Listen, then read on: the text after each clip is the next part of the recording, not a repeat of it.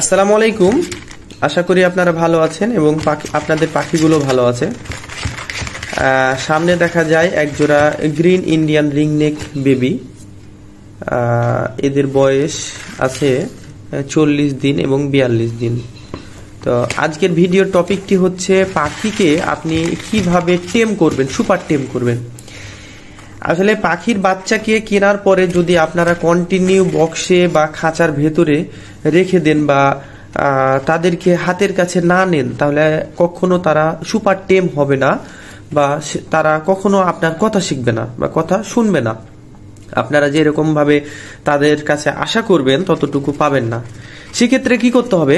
Suppose আপনি একটা বাচ্চা কিনলেন, একটা বাচ্চা কেনার পরে এই বাচ্চাটাকে নিজের কাছে রাখতে হবে, মানে যতক্ষণ আর কি সময় দিতে পারবেন, বাসাতে সময় থাকলে সময় দিতে পারলেন।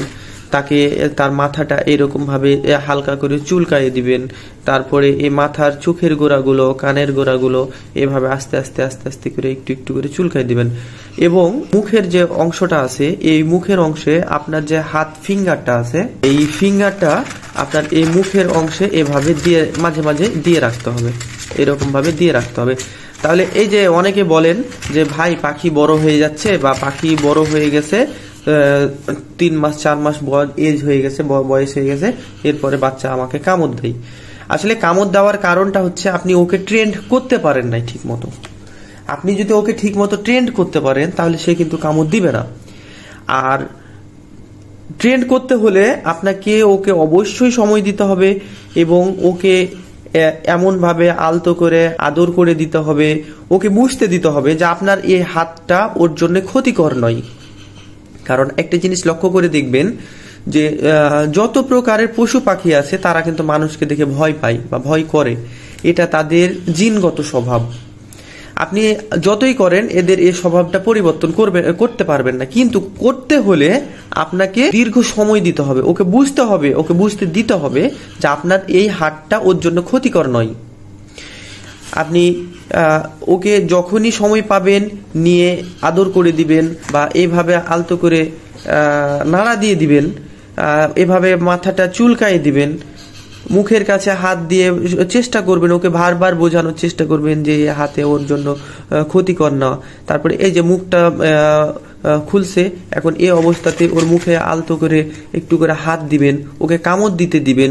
ওকে এই কামড় দিতে যদি দেন, কামড় দিয়ে যে আপনার হাত ছিঁড়ে ফেলবে তা কিন্তু না, বাট ওর সামনে যখন এইভাবে দিয়ে রাখবেন, ও যখন এইরকম ভাবে কন্টিনিউ এই হাতটাকে আপনার নিয়ে খেলা করবে বা কামড় দিয়ে দিয়ে দিয়ে দিয়ে অভ্যস্ত হয়ে যাবে, একটা পর্যায়ে টোটালি আপনার আর কামড় দিবে না। কারণ ও কিন্তু অভ্যস্ত আপনার হাতে কামড় না দিয়েই। আর হুট করে আপনি এখন ওকে অভ্যাস করলেন না, 3 মাস 4 মাস পরে যখন ওর সামনে হাত নিয়ে যাবেন দেখবেন যে খট করে কামড় বসাই দিছে বা তেড়ে আসছে কামড় দেওয়ার। তো এই ভিডিওটা এর আগে এমন একটা ভিডিও নিয়ে আসছিলাম টেম করার।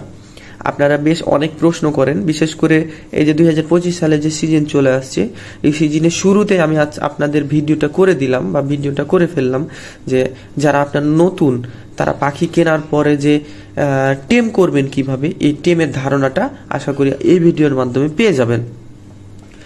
তো আপনারা আরেকটা জিনিস খেয়াল করবেন, পাখি কিন্তু কখনো এইভাবে ধরা পছন্দ করে না, এইভাবে কখনো ধরা পছন্দ করবে না। হয়তো বা এখন ছোট বাচ্চা ধরছেন, ওর এটা কোনো কিছু মনে করছে না বা কিছু বলছে না, বাট এর যখন বয়স 1 বছর বা 15 মাস বা 2 বছর হয়ে যাবে, ওই অবস্থাতে আপনি এইভাবে খামচে উপর থেকে ধরতে পারবেন না। ওকে সব সময় চেষ্টা করবেন এমন ভাবে আপনার হাতে এ হাত দিয়ে আবার এ হাতে এভাবে ওর বুকের সামনে হাত দিবেন, যেন এই হাত থেকে এই আঙ্গুল থেকে ওই আঙ্গুলে নিজে থেকে উঠতে চাই। আমার যেহেতু এই বাচ্চাগুলোকে আমি সময় দিই না, আমি জাস্ট আপনাদের উদাহরণ স্বরূপ আর কি বুঝাচ্ছি, আমি সময় দিই না কারণ আমার এত সময় নাই এদেরকে সময় দেওয়ার। তো এইভাবে এক হাত দিয়ে আবার এটা ছেড়ে দিবেন, আবার এই যে ও যখন নিজে স্টিল হয়ে দাঁড়াবে, এই যে স্টিল হয়ে দাঁড়ায় গেল, আবার আপনি আবার এই পরের হাতটা আবার এইরকম ভাবে, এই পরের হাতটা আবার এরকম ভাবে ওর বুকের সামনে দিয়ে দিলেন, এইভাবে দিয়ে দিলেন, তখন ও হাতটা ছেড়ে দিয়ে এই হাতের উপরে আসবে। এমনভাবে করতে থাকতে হবে। এভাবে করতে থাকলে হবে কি, যখন আপনার পাখিটা ছাড়া থাকবে এভাবে, যখনই ওর সামনে হাত দিবেন হাতে উঠে চলে আসবে। যে মাত্র হাত দিবেন দেখবেন যে আপনার হাতে উঠে চলে আসছে। তো এই হাতে নিয়ে আসার ট্রেনটা হচ্ছে এইরকম ভাবে। আর বিশেষ করে এই বাচ্চাটা যেহেতু 40 দিন প্লাস হয়ে গেছে, এই সময়ে বাচ্চার জীবনের রিস্ক বেড়ে যায়। অর্থাৎ এক হচ্ছে উড়ে যাওয়ার রিস্ক, উড়ে যে হয়তো ফ্যানে আঘাত পাওয়া বা জানালা দিয়ে বের হয়ে চলে যাওয়া, এমন রিস্ক থেকে যায়, হারিয়ে যাওয়ার রিস্ক থেকে যায়। এবং আরেকটা রিস্ক হচ্ছে ওকে ফিডিং ঠিক মতো করতে না পারা। আপনি ফিডিং করাবেন, ও ঠিক মতো ফিডিং নিবে না, উগলায় ফেলে দিবে।